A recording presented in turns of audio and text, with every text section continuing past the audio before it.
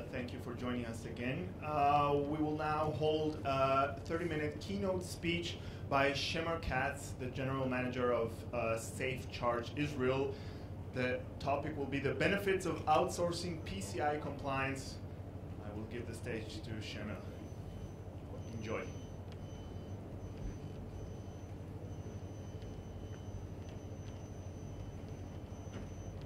Thank you, Erez. Welcome, ladies and gentlemen. I would like to take the opportunity that Robin Speakman from Shore Capital couldn't make it today and focus the presentation this afternoon on an important, very important part that is part of the payment regulation, which is the PCI, payment card industry. Basically, every broker that wants to accept payments online and they want to accept payments by credit card have to comply with the set of requirements that are mainly related to security, that are associated with the way that the sensitive details of the credit cards are being handled, being stored, and being processed. So a broker that decides take payments online by credit cards has to comply with the full scope of PCI, and this has to be associated with encrypting the credit card information. It has to be labeled to first prepare the entire organization to comply with the PCI requirements, and then there is the annual audit, reviews, management attention of the entire business to maintain the compliance with the PCI. About 3 years ago, we were approached by one of our customers. The name of the client is Gala Coral. It's one of the biggest sports betting operator in the UK. And they came to us with the question about how can we help them to comply with the PCI requirement? How can we offload the burden of complying with the PCI requirements? And basically, we came back with the idea that we will keep all the credit card information. We will accept the credit card information from the end customer, store it for later use if there is a repeat customer coming back to their website. And we have seen it as a trend over the last 2 or 3 years, that the big merchants, the big brokers, they understand that complying with PCI is a big burden for them, not part of their core business, and hence they are coming to us more and more and asking if we can help them to outsource the entire scope of PCI compliance. Now, when we speak about outsourcing PCI compliance, there are 3 main benefits. The first is, of course, the cost reduction. There's a huge cost that is associated with the annual maintenance of the PCI compliance. There is the responsibility shift. Once the broker outsources the management of the credit card storage to a third party, then the entire responsibility for storing the credit card information properly, and in case there is a breach of credit card information, is by the provider of the outsourcing. And the third is that the organization is no longer a target for attack by hackers that want to steal credit cards from the organization. So these are the 3 main benefits, and we basically are, and what I would like to share with you today is 2 ways for implementation of the descoping and outsourcing of the PCI compliance. The first one is associated with tokenization of the credit cards, which is a way to represent the sensitive credit card information using a token. And in order to demonstrate the concept, I will let Jim Noakes, who is the head of payment from Gala Coral, he made a presentation together with me in the MRC. I'll just use one short part from his presentation to demonstrate the concept of tokenization and how did it help to Gala Coral. We've got web presence, we've got mobiles, we've got tablets, and we've got web interfaces right the way across.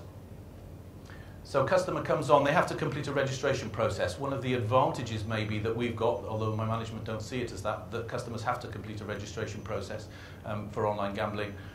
We have to prove that they're over 18, and we have to prove that we've got a residential address to tie them back to. I'll talk about identity fraud later, but that's the basic premise. So the customer puts all of that information in and then chooses a payment method. So customer chooses cards as a payment type, and they click on the register button, and then they fill in their details that goes with it. Normally, because we've done that pre-registration, the little tick box at the top there where it says user information is hidden from them. They don't have to enter it again. It's all auto-populated from the previous form that they put in.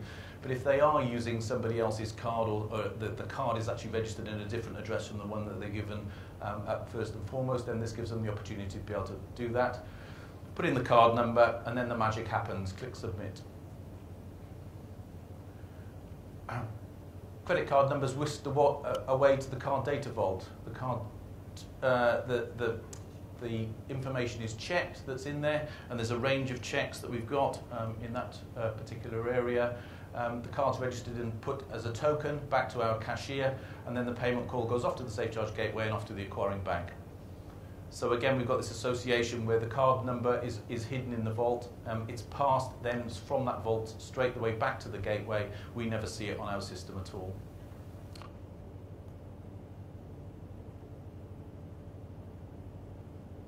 Okay, so this is just one example for implementation of the tokenization.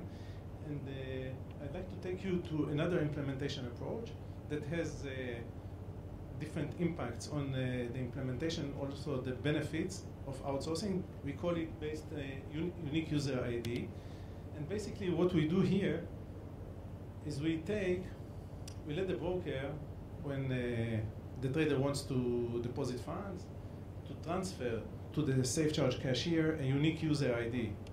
With the unique user ID, what we do is we take the credit card information from the trader, and we keep in our vault, which means basically that now we know and we have a unique identification and unique correlation between credit card information and the trader ID.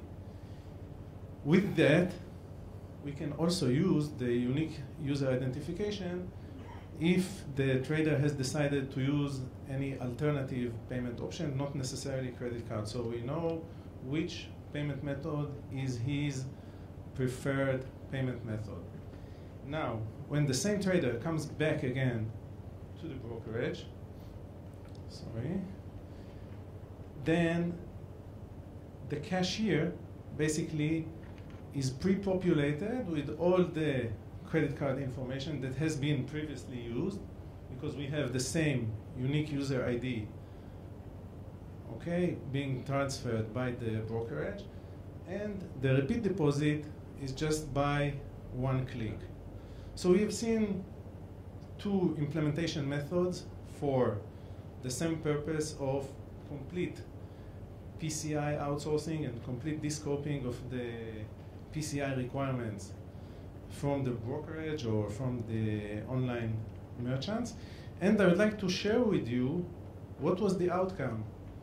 Like Jim Noakes presented the concept behind it, but he also shared what was the outcome. So basically, what he said is that as a big sports betting and gaming merchant, we have benefited tremendously from outsourcing our PCI compliance, leveraging the cumulative information, capital, and latest technologies developed by Safecharge. We were able to improve end-user experience, save on annual costs, and reduce risk of card security breaches. I have maybe 30 seconds, additional 30 seconds that Jim summarizes the experience that they have. Okay. We don't have to worry about an encrypted vault anymore to store all of that credit card data. Safecharge look after all of that for us, so the card numbers are all safe and secure over there. It doesn't obviate the need, and although it's PCI outsourcing as the title, we still have to be PCI compliant, we still have to go through that certification process, but scope reduction is the name of the game. How many systems can you get rid of cards out of, on your platform to be able to make sure that when the auditors come in, you can say, nope, don't have to look there, don't have to look there, so they can run their card scanners or whatever over your system and there's no card numbers to find. It's one of the consistent frustrations that we get over PCI and whatever, the difference between a live card number, a dead card number, so one that's been reported as fraud, or even a test card number. If there's a 16-digit number that's in your system, the scanners will find it, and then the auditors ask all sorts of awkward questions. So again, it's just something to be aware of when it goes through, and it's a continual fight I have with my testers that tell me, what's the problem in passing a test credit card number to my colleague? It's because the scanners will pick it up on our email system. So don't put any 16-digit numbers in our system anyway. So it keeps it simple. The main systems are exempt, the architecture is much simpler, and management don't generally tend to have to worry about it because my compliance manager sitting out in Gibraltar can say, no, the auditors have come in, they've checked it all out and it's fine. The indirect benefit then is that we're less of a target for hackers. They could break in, but if we're tokenized, there's no card number to steal. And internal fraud, again, the guys can't see the information, they know they can't see the information, so no point in placing anyone in our system to be able to get the information out.